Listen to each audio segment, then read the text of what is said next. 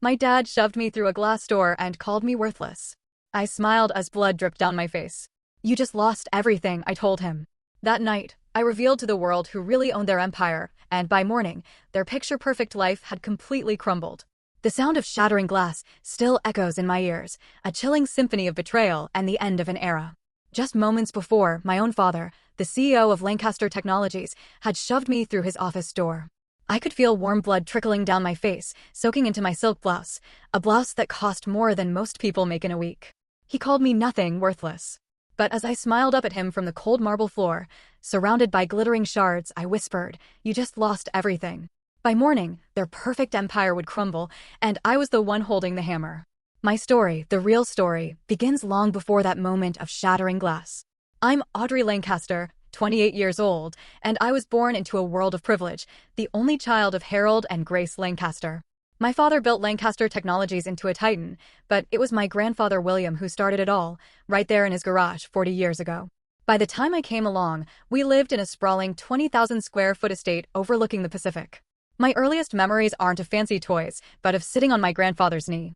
He'd explain how our medical devices saved lives. "Audrey," he'd say, his eyes crinkling, "one day, all of this will be yours to protect. Remember, business is about more than profit. It's about purpose."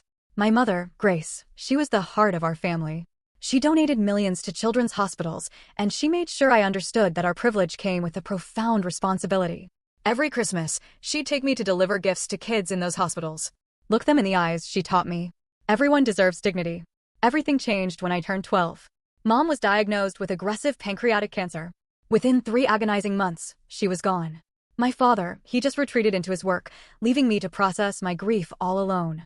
I'd sit in her closet, breathing in the fading scent of her perfume, desperately trying to remember the sound of her laugh. Then came Stephanie. Can you believe it? Just 11 months after my mother's funeral, my father introduced me to his new girlfriend. 6 weeks later, they were married. She was 20 years younger than him, with perfectly manicured nails that dug into my shoulder when she hugged me for photos. "We are going to be such good friends," she cooed while the cameras flashed. Her son, Douglas, moved in 2 days later. He was 17, handsome, and immediately became the absolute focus of my father's attention. What started as showing him the ropes of the business soon became grooming him as the heir apparent. I was relegated to the background of family photos, an afterthought. Despite all of this, I excelled. I graduated high school as valedictorian, earned my business degree from Stanford with highest honors, and completed my MBA by 23. While Douglas struggled through a business degree at the local university, I was quietly developing patents that would later become cornerstone products for Lancaster Technologies. My grandfather had always seen something in me. Before his death, when I was 18, he would sneak me into board meetings. "Watch how they negotiate," he'd whisper. "Notice who speaks and who listens." Board members would smile at William, bringing his little shadow. They had no idea I was absorbing everything. One of these board members, Victor Chan, became my mentor after my grandfather passed. When I completed my MBA, it was Victor who helped me secure a position at a competing firm. He wanted me to learn the industry from all angles, just as my grandfather had advised. "Your father needs to see your value from the outside," Victor explained over coffee. "Sometimes family can't recognize the talent right in front of them." I spent 4 years building my reputation in the industry, developing innovations that put my name on the map, separate from my family legacy. Trade journals featured my work. Competitors tried to poach me. All while Douglas was given increasing authority at Lancaster, despite multiple failed product launches under his direction. Eleanor Wright, my grandfather's former assistant, who still worked at the company, would call me with updates. "Your father approved another $3 million for Douglas's pet project today," she'd say, her voice tight. "The board is getting nervous, but no one wants to challenge Harold directly." When I turned 27, I decided it was time to return. Lancaster Technologies had developed a concerning pattern of declining innovation and market share. My father reluctantly offered me a position as Special Projects Manager, no team, a small office in the basement. "Be grateful," he said when I questioned the title. "Most people would kill for a foot in the door here." What he didn't know is that I had spent years preparing for this moment. I had studied every aspect of the business. I understood our products better than anyone, except perhaps my grandfather. And most importantly, I had begun to suspect that something was very wrong with the company finances. I accepted the position with a smile. "Thank you for the opportunity, Dad," I said, watching his surprise at my easy acquiescence. "I won't disappoint you." It was the last promise I would keep to him. My first 6 months back at Lancaster Technologies were a masterclass in corporate politics. I kept my head down, worked longer hours than anyone, and systematically learned every aspect of the company's current operations. My basement office became my command center, walls covered with product development timelines, market analysis charts, and organizational hierarchies. If people thought I was just trying to prove myself, all the better. Our cardiovascular device division was struggling. Sales had dropped 30% over 2 years, and a major hospital chain was threatening to switch to a competitor. I spent weekends studying patient outcomes, talking to doctors, and reviewing competitor products. The problem became clear. Our devices were reliable, but hadn't evolved with new surgical techniques. I developed a prototype for a modified device that would work with minimally invasive procedures. After testing and refinement, I presented the concept to the division head, who was impressed enough to allocate resources for development. Within 4 months, we had a working prototype that surgeons raved about in initial trials. The morning of the quarterly board meeting, I prepared to present our solution and the projected revenue recovery. But when I arrived at the boardroom, my father was already presenting my work, my slides, my research, my prototype in his hands. As I have been directing the team, he said smoothly, "We have developed a solution to the cardiovascular division challenges." I stood frozen in the doorway. Board members nodded appreciatively, taking notes. Victor caught my eye and frowned slightly, but said nothing. When my father finished, applause filled the room. "Audrey," he acknowledged my presence finally. "Nice of you to join us. Take a seat if you can find one." The only empty chair was in the corner, away from the table. I sat quietly, a professional smile fixed in place while rage burned inside me. After the meeting, I approached my father in his office. "Those were my designs," I said calmly. "My research, my prototype." He barely looked up from his computer. "You work for Lancaster Technologies. Everything you develop belongs to the company. To me. I deserve credit for my work." Finally, he looked at me, irritation clear in his eyes. "You know what you deserve? To be grateful. I gave you any position here at all. Douglas would have solved the cardiovascular problem eventually, in time for our largest client to walk away." His face hardened. "Go back to your little projects, Audrey. The adults are running the business."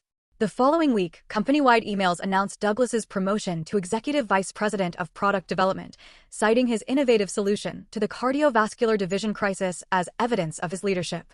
My name appeared nowhere. That night, I received a call from Eleanor. "Are you sitting down?" she asked. "What happened?" "I was cleaning out some old storage files and found something you need to see. It's about your grandfather's will." We met at a coffee shop 3 blocks from the office. Eleanor handed me a manila envelope. "These are copies," she said. I put the originals back exactly where I found them. Inside was a draft of my grandfather's will, dated 2 months before his death. It explicitly stated that his controlling shares of Lancaster Technologies should be held in trust until I reached 30 years of age, at which point they would transfer to me directly. "This was never executed," I said, flipping through the pages. "The will that went through probate left everything to my father." Eleanor nodded grimly. "There's more. Keep reading." The envelope also contained a series of emails between my father and the family attorney, dated just days after my grandfather's death. They discussed modifications to the will before filing and ensuring continuity of leadership without complications. "He changed the will," I whispered. "It appears so," Eleanor said. "And there's something else. The company financial reports have inconsistencies, small enough to miss if you're not looking closely, but they've been growing." The next day, I encountered Stephanie in the executive wing as I was leaving a meeting. She stopped me with a perfectly manicured hand on my arm. "Audrey, darling, we haven't had a proper chat in ages. Lunch this week." I agreed, curious about her sudden interest. We met at an exclusive restaurant downtown, where she ordered a $100 bottle of wine before noon. "I worry about you," she said, studying me over her glass. "All work and no social life. At your age, I was already married. I'm focused on my career." "Yes, but is it making you happy? You keep pushing for recognition and your father can't give you." I set down my fork. "Can't or won't." Her smile tightened. "Harold built this company into what it is today. It pains him to see you constantly challenging his decisions. Douglas knows how to support your father rather than compete with him.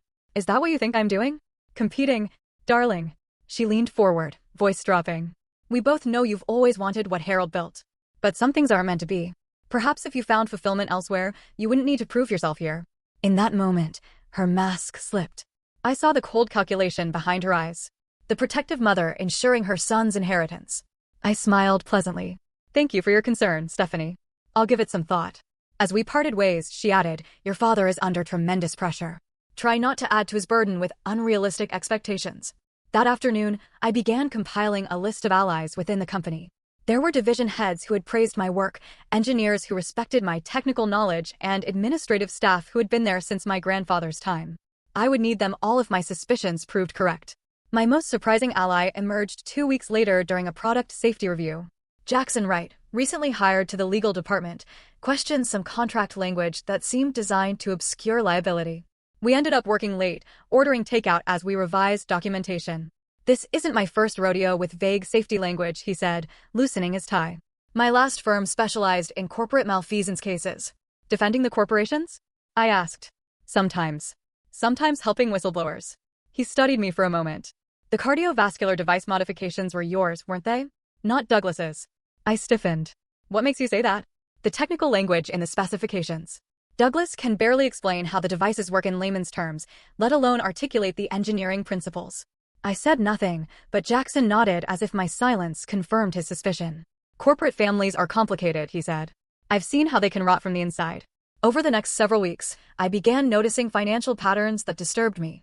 Research funds allocated to projects that produced no results. Consulting fees to companies that seemed to exist only on paper. Offshore accounts receiving regular transfers for international market development in countries where we had no presence. Each discovery was a piece of a puzzle I wasn't yet ready to assemble. But the picture emerging looked increasingly like systematic fraud, with my father at its center. I needed more evidence before I could act. All the while, I continued producing exceptional work, building my reputation within the company while appearing to accept my limited role. Douglas took credit for 2 more of my innovations. My father denied my request for a team. Stephanie hosted lavish parties where I was seated far from potential networking opportunities. But I was patient. And I was watching. The truth was coming into focus, one betrayal at a time. 6 months after my return to Lancaster Technologies, the company hosted its annual charity gala. The event was Stephanie's pride, a $500,000 spectacle that generated both donations for children's medical research and press coverage for the company. Executives, board members, major clients, and local politicians filled the grand ballroom of the city's most exclusive hotel. I wore a simple black gown, elegant but understated. Douglas arrived with his date, a model whose name he kept forgetting. My father and Stephanie made their grand entrance 30 minutes late, ensuring all eyes were on them. From my table at the periphery, I watched the performance of the perfect family. "They do put on quite a show," Victor murmured beside me. As one of the few board members who had questioned some of my father's recent decisions, he had also found himself increasingly marginalized. "The Lancaster legacy on full display," I replied, sipping champagne. "Not the full legacy," Victor said meaningfully. "Your grandfather would have handled things differently." Midway through dinner, I excused myself to use the restroom. Taking a detour, I slipped into a service corridor and made my way to the hotel business center. Using the access code Eleanor had provided, I logged into the Lancaster Technologies secure server. For 20 minutes, I downloaded financial documents from restricted folders. My hands trembled slightly as reports filled the screen. Company funds had been diverted through a complex web of subsidiaries, research budgets manipulated, tax documents altered. The irregularities I had noticed were just the surface of a systematic fraud spanning years. As I was about to log out, I found one more folder labeled William Estate. Inside was the smoking gun, the original version of my grandfather's will, exactly as Eleanor had described, leaving controlling interest to me upon turning 30. Alongside it was documentation of how it had been altered after his death. I transferred everything to an encrypted drive and returned to the gala, my expression carefully neutral despite the thundering of my heart. When Douglas drunkenly clinked his glass to make an impromptu speech about continuing the Lancaster legacy of innovation, I applauded politely while mentally calculating how many federal laws my father had broken. The evening concluded with my father announcing a new children's hospital wing named after Stephanie. The irony was unbearable. My mother had dedicated her life to those hospitals. Now Stephanie was literally putting her name on that legacy too. As guests departed, my father summoned key executives to our home for nightcap strategy discussions. These after-parties were infamous for the real business decisions made over expensive scotch. For once, I was included, perhaps because excluding the only Lancaster actually present at the founding family's table would have seemed odd to the clients in attendance. Our family estate was lit up as cars pulled into the circular driveway. Staff took coats and served drinks in the main hall. I watched my father hold court, board members and executives laughing at his jokes, seeking his approval. The power he wielded was intoxicating to them. Around midnight, as discussions broke into smaller groups, I made my way to my father's home office. I needed one final piece of evidence, bank statements showing personal benefit from the corporate fraud. I knew he kept hard copies in his desk, too cautious to leave everything in digital form. I was photographing documents with my phone when the door opened. My father stood there, glass of scotch in hand, his expression shifting from surprise to anger. "What are you doing in here?" he demanded. I straightened, phone slipping into my pocket. "Looking for the Anderson proposal you mentioned earlier." "In my desk drawers?" "Try again." We stared at each other, the pretense between us finally dropping away. I thought of all the times I had sought his approval, his recognition, all the brilliant work I had done for his company, all the lies he had told. "I know about grandfather's will," I said quietly. "The real one." Color drained from his face. "You have no idea what you're talking about." "I know about the offshore accounts, the diverted research funds, the tax fraud." He set down his glass carefully. "You think you understand business at your age? Sometimes complex strategies look questionable to inexperienced eyes. Fraud looks like fraud to federal prosecutors." His expression hardened. "Are you threatening me?" "I'm telling you I know the truth about everything, including how you built your precious empire on stolen inheritance and criminal activity." "You ungrateful little." He stopped himself, visibly bringing his anger under control. "Everything I did was to build this company, to create a legacy." "A legacy you stole from me." "You." He laughed harshly. "You could never handle what I have built. You're too much like your mother. Soft. Sentimental. This company needs a strong leader. Like Douglas? The alcoholic who takes credit for other people's work." His face flushed dark red. "At least he understands loyalty." "Is that what you call it?" "I call it enabling criminal behavior." He stepped toward me, voice dropping dangerously. "You will not threaten this family. Everything you have, I gave you." "No," I countered. "Everything I should have had, you took from me." Something snapped in his eyes. "You are nothing without the Lancaster name." "Nothing." He grabbed my arm, fingers digging painfully into my skin. I pulled away, but his rage was fully unleashed now. As I turned to leave, he shoved me hard toward the door. Instead of opening, the heavy wooden door held firm. My momentum carried me forward, and I crashed through the glass panel beside it. The sound was deafening. Sharp pain exploded across my back and arms as glass shattered around me. I landed hard on the hallway floor, stunned and disoriented. Warm wetness spread across my face. Blood. Silence fell as party guests turned to stare. Stephanie appeared in the doorway of the living room, hand flying to her mouth. Douglas stood behind her, eyes wide. My father stood frozen in the doorway, the realization of what he had done slowly dawning on his face. For a moment, he looked exactly like the frightened old man he was, all illusions of power stripped away by one act of violence. I touched my face, fingers coming away red. Strangely calm, I looked up at him as blood trickled down my cheek. A smile spread across my lips. "You just lost everything," I whispered. Stephanie rushed forward suddenly, all concerned for the watching guests. "She tripped," she announced loudly. "Too much champagne. Let's get you cleaned up, Audrey." No one moved to help me stand. I rose slowly, glass tinkling from my dress, blood dripping onto the marble floor. Douglas stepped forward, perhaps to guide me away from the shocked onlookers. But I shook my head. "Don't touch me," I said clearly. "None of you touch me." I walked straight through the crowd, head high, feeling the blood drying on my skin. Behind me, I heard my father instructing guests that the party was over. Stephanie's nervous laughter. Douglas offering to drive someone home. In my bathroom, I examined the damage. Dozens of small cuts covered my arms and back. A deeper gash ran along my hairline, accounting for most of the blood. As I carefully removed glass fragments and disinfected the wounds, I made my decision. Years of theft, fraud, lies, manipulation. All of it would end tonight. I had everything I needed now, including witnesses to my father's violence. The carefully constructed facade of Lancaster family perfection had shattered along with that glass door. By morning, the empire would follow. I didn't sleep that night. Pain from dozens of cuts kept me alert. But it was adrenaline and resolve that truly kept exhaustion at bay. After treating the worst of my injuries, I changed into practical clothes and began executing the plan I had been mentally refining for months. First, I backed up all the evidence I had gathered to 3 separate secure locations: one cloud server, one physical drive hidden in my apartment, and one set of documents mailed to Jackson's personal address days earlier as insurance. If anything happened to me, instructions would ensure everything reached the proper authorities. As I worked, memories surfaced unbidden, my grandfather showing me the first medical device he ever patented. My mother's gentle guidance. The moment I realized my father saw me as competition rather than his daughter. The gradual erosion of my place in my own family. At 3 o'clock in the morning, my phone buzzed with a text from Eleanor. "Are you all right?" Hearing concerning rumors about an incident at the gala. I responded briefly. "I'm fine. Be ready tomorrow. Everything changes." She replied immediately. "Whatever you need." Eleanor had been loyal to my grandfather for 30 years. When he died, she stayed at Lancaster Technologies, partly out of loyalty to his memory, and partly, I suspected, to keep an eye on my father. She had seen the company change under his leadership, had witnessed the gradual shift from patient-focused innovation to profit-driven shortcuts. I thought back to a conversation we had 6 months earlier, shortly after I returned to the company. We had been reviewing old product development files when she suddenly closed the folder she was holding. "Your grandfather had a saying," she told me. "Never mistake the name on the building for ownership of what happens inside it." What did he mean? I had asked. Lancaster Technologies belongs to the patients whose lives depend on our products, to the employees who dedicate their careers to the mission, to the principles of innovation and integrity. She fixed me with a meaningful look. He didn't build this company for one person to treat as a personal kingdom. That conversation had stayed with me, reinforcing my growing suspicions about my father's management. Now, as dawn approached, I gathered the final pieces of my plan. At 4:30 in the morning, I called Victor. He answered on the second ring, voice alert, despite the hour. "I saw what happened," he said without preamble. "Are you injured?"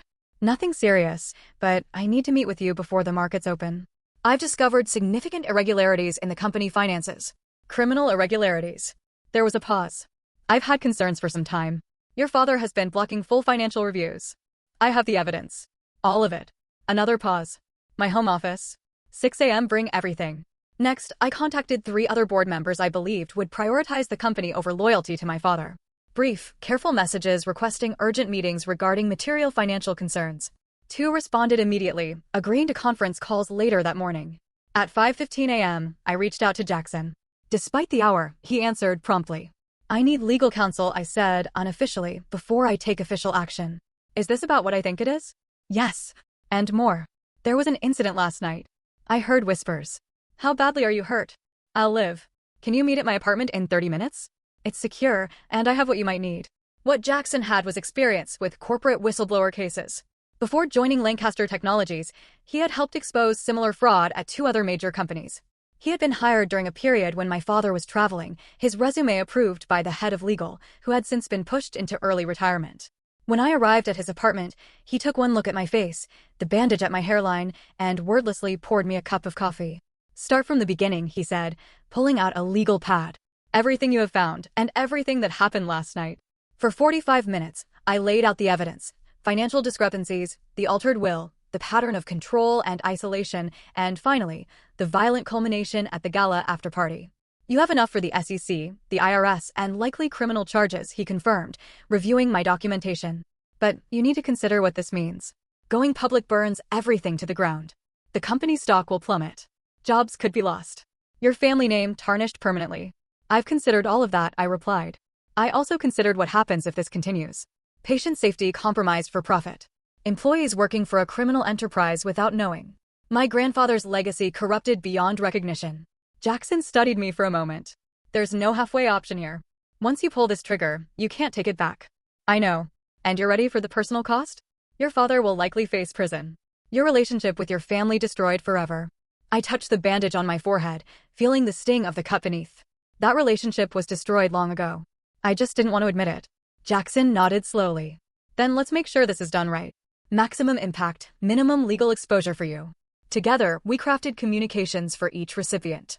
The SEC would receive comprehensive financial records.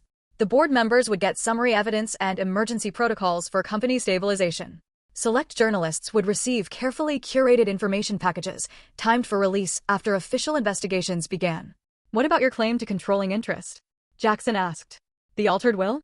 "One battle at a time," I said. "First, we stop the criminal activity. Then we can address ownership through proper legal channels."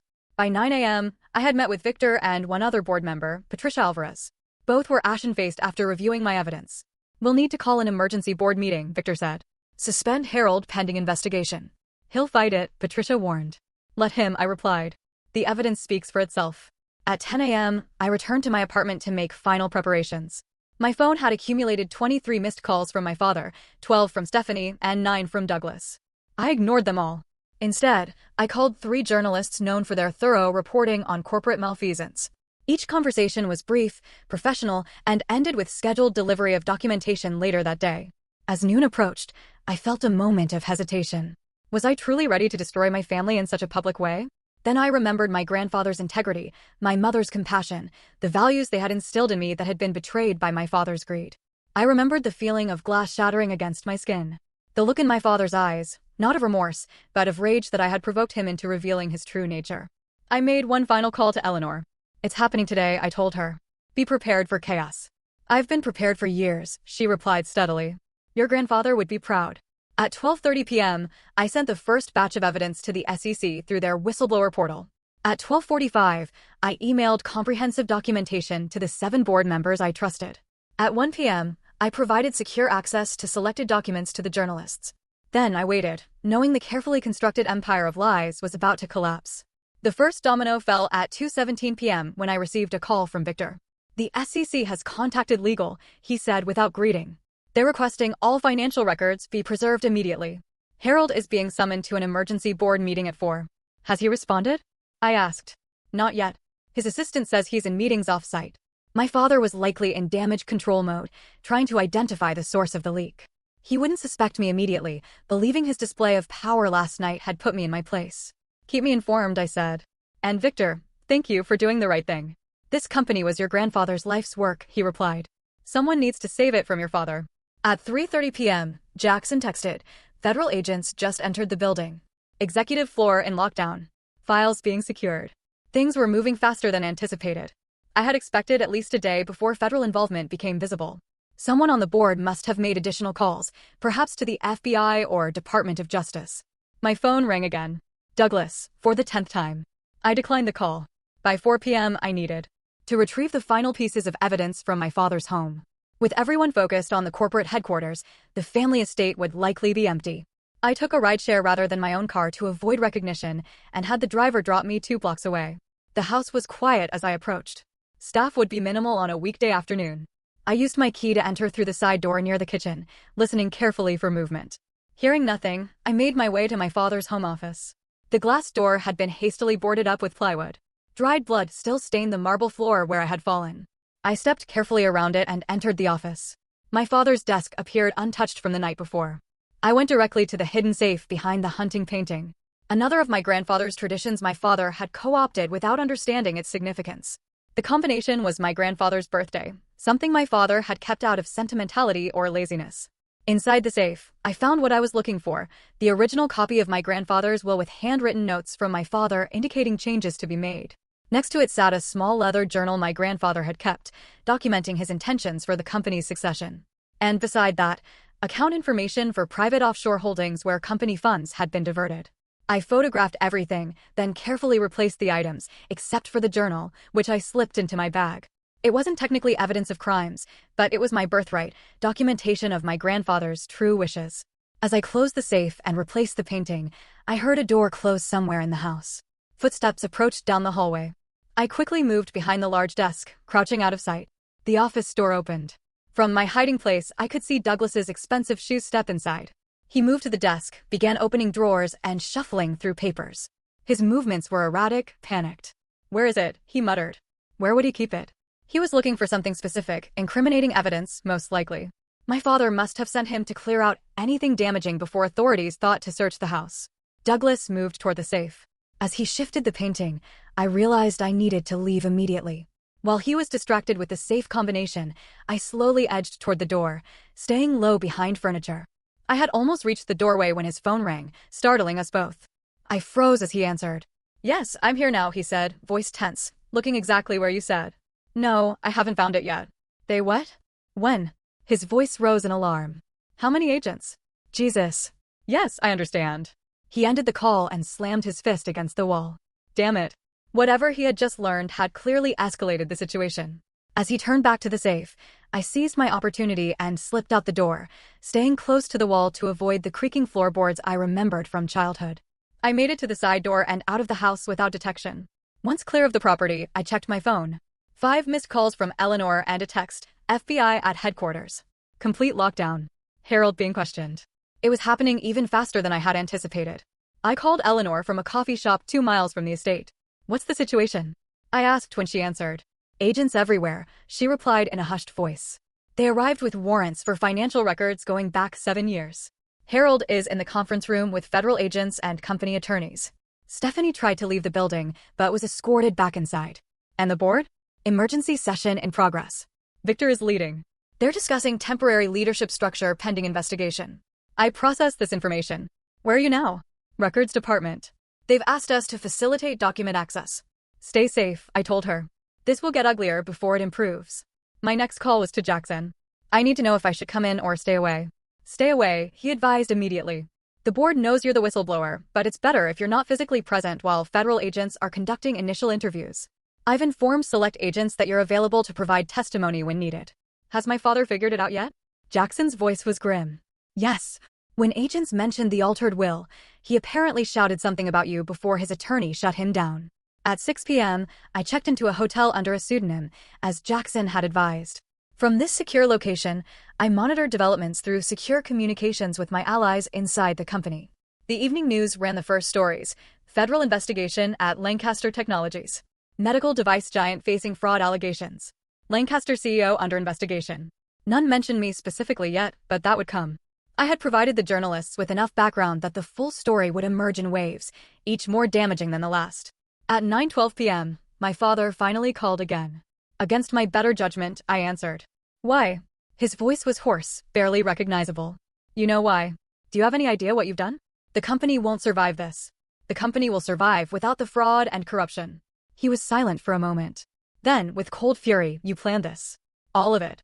Coming back to the company, gaining access. I came back to save what grandfather built. I gave you chances to do the right thing. By destroying your own family? This company supports hundreds of employees. Patients depend on our products. Don't pretend this is about employees or patients. This is about what you stole from the company, from shareholders, from me. His voice turned pleading, a tone I had never heard from him before. Audrey, please. Whatever you think I've done, we can resolve this privately as a family. We stopped being a family the moment you decided I was a threat rather than your daughter. I paused, then added, or perhaps it was when you altered grandfather's will to disinherit me. Silence. Then, you can't prove that. I already have. It's all in the hands of authorities now. I'll fight this. He growled, the brief vulnerability replaced by rage. With every resource I have. Those resources are being frozen as we speak. I ended the call and turned off my phone. The die was cast. My evidence was with the authorities, the board, and soon, the public. There was no stopping what would come next. At the hotel room desk, I opened my laptop and reviewed one final email. It contained my formal statement to the board, requesting emergency appointment as interim CEO based on my grandfather's documented intentions and my qualifications. Victor had helped draft it, believing the company needed a Lancaster at the helm to weather the coming storm, but one untainted by the scandal. I hesitated, finger hovering over the send button. Once sent, I would be volunteering to step into the center of the hurricane, to take responsibility for saving a company on the verge of collapse, to face public scrutiny and potential backlash. I thought of my grandfather's words, business is about more than profit. It is about purpose. I pressed send. My hotel room phone rang at 5:30 a.m., jarring me from fitful sleep. It was Victor. Turn on the news, he said without preamble. I fumbled for the remote and switched on the television. A somber news anchor was mid-sentence. Federal agents executed search warrants at both Lancaster Technologies headquarters and the Lancaster family estate late into the night. Sources confirm CEO Harold Lancaster and Chief Financial Officer Martin Wells have been taken in for questioning. The screen showed footage of my father being escorted to a black SUV, his face ashen, Stephanie following behind with agents on either side. Douglas was notably absent from the footage. The board voted at 4 a.m. Victor continued. Harold has been suspended pending investigation. Wells terminated. Your appointment as interim CEO was approved by a narrow margin. I sat on the edge of the bed, stunned, despite having set these events in motion. When do they need me there? 9 a.m. board meeting to formalize the transition. Federal agents want to interview you at 11. Press conference tentatively scheduled for 2 p.m. The machine was in motion now, unstoppable. I'll be there. After showering, I dressed with careful consideration, a conservative navy suit, minimal jewelry, hair pulled back to partially conceal the bandage on my forehead. I needed to project stability and confidence, not appear as either victim or a vindictive daughter. On the drive to headquarters, my phone buzzed continuously with messages and calls. The story had broken wide open overnight.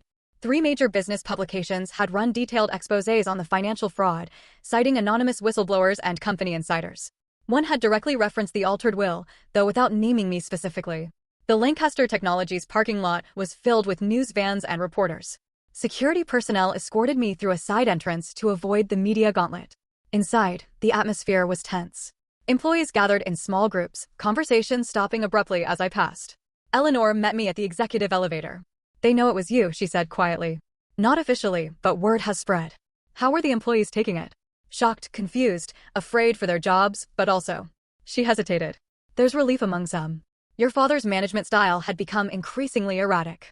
People have been walking on eggshells for months. The executive floor was eerily quiet. Federal agents had commandeered several offices, boxes of documents stacked in conference rooms. Victor waited for me in what had been my father's office, now stripped of personal items. The initial financial assessment is worse than we thought, he said after closing the door. The fraud extends beyond what even your evidence showed. Wells has apparently been cooperating with authorities since midnight, implicating your father in exchange for leniency. I nodded, unsurprised. And the company's status? Stock trading was halted before market open. We expect a 30 to 40% drop when it resumes. Major hospital chains are calling for reassurance about supply continuity. The FDA has requested emergency meetings regarding product safety. Any indication of actual safety issues? This was my greatest concern. Patient lives could be at risk. Initial review suggests the fraud was financial, not product-related. Your father may have been corrupt, but he wasn't stupid enough to risk liability for defective medical devices. Small comfort, but critical.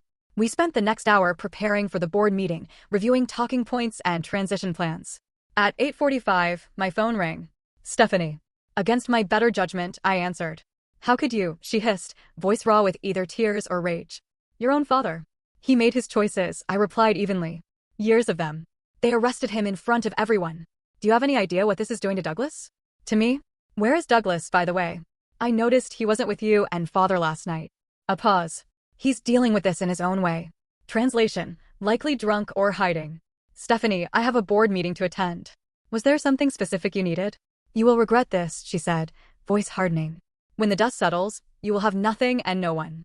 Family is everything, Audrey. That's exactly why I did this. For my real family. For what they built and believed in. I ended the call as Victor signaled it was time for the board meeting. The boardroom was tense, divided between directors who had supported my appointment and those still loyal to my father. I entered with chin high, taking the seat at the head of the table that had been my father's for 2 decades. Good morning, I began calmly. I recognize this is an unprecedented situation for Lancaster Technologies. I want to assure each of you that my priority is stabilizing the company, cooperating fully with investigations, and ensuring continued production of the life-saving devices our patients depend on. For the next hour, we addressed immediate concerns, communication strategies, leadership transition, and regulatory compliance. I outlined a 90-day stabilization plan, emphasizing transparency and accountability. By meeting end, even the skeptical directors seemed cautiously supportive. At 11 a.m., I met with federal investigators. For 2 hours, I walked them through my evidence, answered questions about company operations, and formally filed my whistleblower statement. They were particularly interested in the altered will and my father's methods of concealing financial transactions. We'll need you to testify if this goes to trial, the lead investigator informed me. I understand, I replied. I'm prepared to do whatever is necessary. The press conference at 2 p.m. was a controlled spectacle. Standing at the podium with Victor and the board chairman flanking me, I faced dozens of cameras and reporters. Lancaster Technologies has a 50-year history of developing medical devices that save lives, I began. That mission remains unchanged. While we address serious allegations regarding financial improprieties under previous leadership, our commitment to patients, healthcare providers, and ethical business practices stands firm. I took no questions about my father specifically, deflecting to the ongoing investigation. When asked about my new role, I emphasized my qualifications and lifelong connection to the company's founding mission. As the press conference concluded, a reporter shouted, "Miss Lancaster, is it true you were physically assaulted by your father before reporting his crimes?" The room fell silent. The bandage on my forehead suddenly felt conspicuous. I maintained eye contact with the reporter. I will not be discussing family matters. This is about Lancaster Technologies, its employees, and the patients who depend on our products. Thank you. Back in the executive office, reports continued flooding in. The company stock had indeed plummeted 35% upon resuming trading. 3 executive vice presidents had resigned. Customers were demanding reassurances. Partners were invoking contract review clauses. Through it all, I maintained outward composure, making decisions, directing resources, and projecting confidence I didn't entirely feel. By evening, patterns of support had emerged. Long-term employees rallied around the promise of renewed integrity. Industry partners who had known my grandfather expressed cautious optimism about my leadership. At 8 p.m., Eleanor brought me dinner at my desk and an update. Douglas has been located. He attempted to access sensitive servers before security removed him from the building. Jackson is handling the legal aspects. I nodded tiredly. Any word on my father? released on bail, but restricted from entering company property. The family estate has been designated a secondary crime scene. He and Stephanie are staying at their lake house. And the employees? Eleanor's expression softened. Doing better than expected. There were initial shockwaves, but your afternoon address to staff helped considerably. People appreciate honesty after months of obvious gaslighting from leadership. Around 10 p.m., Jackson arrived with additional updates. The federal case is expanding. They found connections to tax evasion through the offshore accounts. The prosecutor is talking potential plea deals to avoid trial. Will he take one? I asked, knowing my father's pride. His attorneys will push for it. 15 to 20 years, potential sentencing otherwise. The reality of what I had set in motion hit me anew. My father, for all his flaws, facing prison in his 60s. A family shattered beyond repair. My own life forever altered. Having second thoughts? Jackson asked gently, reading my expression. No, I said after a moment. Just processing the scope of it all. For what it's worth, he offered, what you did took extraordinary courage. Many people suspected problems, but looked the other way for years. I thought of the glass shattering around me. The decades of manipulation and betrayal. The legacy nearly destroyed by greed. It wasn't courage, I replied. It was necessity. By midnight, I finally left headquarters for my hotel. Security concerns made returning to my apartment inadvisable for now. As the car pulled away from the building, I saw the illuminated Lancaster Technology sign, my family name glowing against the night sky. For the first time in years, it felt like it truly belonged to me again. 6 months after the night my father pushed me through a glass door, I stood at the podium during our quarterly investor meeting. The boardroom was packed. Analysts and major shareholders eager to hear how Lancaster Technologies had weathered the storm. The past 2 quarters have shown remarkable resilience, I began, gesturing to the projection behind me. Stock values have recovered 60% from their low point. Our new ethical compliance framework has received industry recognition. Most importantly, not a single patient has experienced disruption in receiving our life-saving devices. The road to this moment had been arduous. The first month after the revelations had been chaos. 3 class action lawsuits from shareholders, FDA audits of all production facilities, employee uncertainty resulting in a 15% voluntary departure rate, media scrutiny that dissected every aspect of the Lancaster family drama. The criminal cases had progressed swiftly. Martin Wells, the former CFO, had accepted a plea deal in exchange for testimony. 3 other executives followed suit. My father initially vowed to fight all charges, but as evidence mounted and former allies abandoned him, his attorneys negotiated a complex agreement, guilty pleas to tax evasion and securities fraud in exchange for dismissal of more serious charges. He received a 7-year sentence, eligible for parole after 4. The financial penalties were severe. The family estate seized as partial restitution.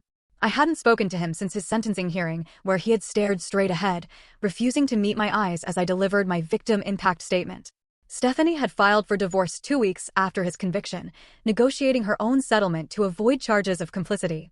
She had moved to Arizona, launching a small skincare line that carefully avoided mentioning her Lancaster connection. Douglas had faced minor charges related to attempting to destroy evidence.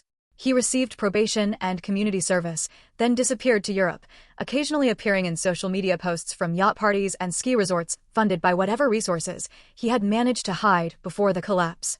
The company transformation had been my primary focus. We had brought in forensic accountants to identify every financial irregularity, established new compliance protocols, restructured the board to include medical ethics experts and patient advocates, redirected research priorities back to innovation rather than cost-cutting. Most meaningfully, we had established the Grace Lancaster Foundation, named for my mother, dedicated to providing medical devices to underserved communities globally. It was what she would have wanted, what my grandfather had envisioned for the company's broader purpose. Moving forward, I continued addressing the investors. We are launching 3 new product lines developed under our revised research protocols. Clinical trials show unprecedented effectiveness rates, and early adopter hospitals report significant improvement in patient outcomes. Victor, now chairman of the board, nodded approvingly from his seat. We had become partners in rebuilding, his institutional knowledge complementing my vision for the future. Eleanor had accepted a promotion to chief of staff, her loyalty finally properly rewarded. Jackson had remained with the company through the transition, then accepted a position with the Justice Department's corporate fraud division, though we maintained our friendship. Someone needs to catch the next Harold Lancaster before they do too much damage, he had explained. After the investor meeting, I returned to my office, now redesigned to remove all traces of my father's imposing dark wood and hunting trophies. The space was open, with glass walls, symbolizing the transparency I had brought to the company culture. The physical scars from that night had healed, though a faint line remained at my hairline, visible when I wore my hair up. The emotional landscape was more complex. I had lost my family, but reclaimed my heritage. The company now truly reflected my grandfather's vision and my mother's values. That evening, I visited my mother's grave for the first time in years. My father had discouraged these visits, another way of diminishing her influence and memory. I placed white roses, her favorite, against the headstone. "I think you would be proud," I said quietly. "Not of the scandal or pain, but of rebuilding something worthy of your name." The wind rustled through nearby trees, the only response, but somehow enough. My grandfather's journal had become a touchstone during difficult moments. One passage in particular had guided me through the darkest days of the transition. Business empires rise and fall, but integrity stands eternal. Lancaster Technologies must never value profit above purpose or power above people. If these principles are ever compromised, the company must be cleansed through truth, however painful that process might be. He had known somehow that such a moment might come. Perhaps he had seen tendencies in my father that concerned him, leading to his original intention to pass control directly to me. In the months since taking control, I had received hundreds of messages from employees sharing how the cultural transformation had affected them. Engineers now empowered to prioritize safety improvements. Sales representatives relieved to promote products they genuinely believed in. Manufacturing staff proud of new quality standards. These messages meant more than the financial recovery, more than the restored stock price or industry accolades. They represented the human impact of choosing truth over comfortable lies, of valuing integrity above family loyalty when that loyalty demanded moral compromise. The path forward remained challenging. Trust once broken, rebuild slowly. Some customers remained wary. Certain board members still questioned my experience. Media outlets occasionally revived the scandal for slow news days. But the foundation was solid, now built on truth rather than deception. The Lancaster name was being redefined. One decision, one product, one patient outcome at a time. In quiet moments, I sometimes wondered if my father ever reflected on what he had lost. Not just freedom or wealth, but the opportunity to be part of something genuinely meaningful, to contribute to a legacy greater than himself, to know the satisfaction of success achieved honorably. I had learned that some forms of betrayal cannot be forgiven, only accepted and moved beyond. That family is defined by values shared, not merely blood connection. That the hardest choices are often the most necessary ones. Most importantly, I had learned that we are not defined by what others believe we deserve, but by what we know to be right and have the courage to defend. If you have ever faced a moment where standing for truth meant losing something precious, I understand that struggle. Sometimes the greatest victory comes after the most painful sacrifice. Have you experienced a situation where you had to choose integrity over comfort? Leave a comment below and share your story. And if this journey resonated with you, please subscribe for more real-life experiences of overcoming betrayal and finding strength in adversity. Thank you for listening, and remember, your worth is never determined by those who fail to see it.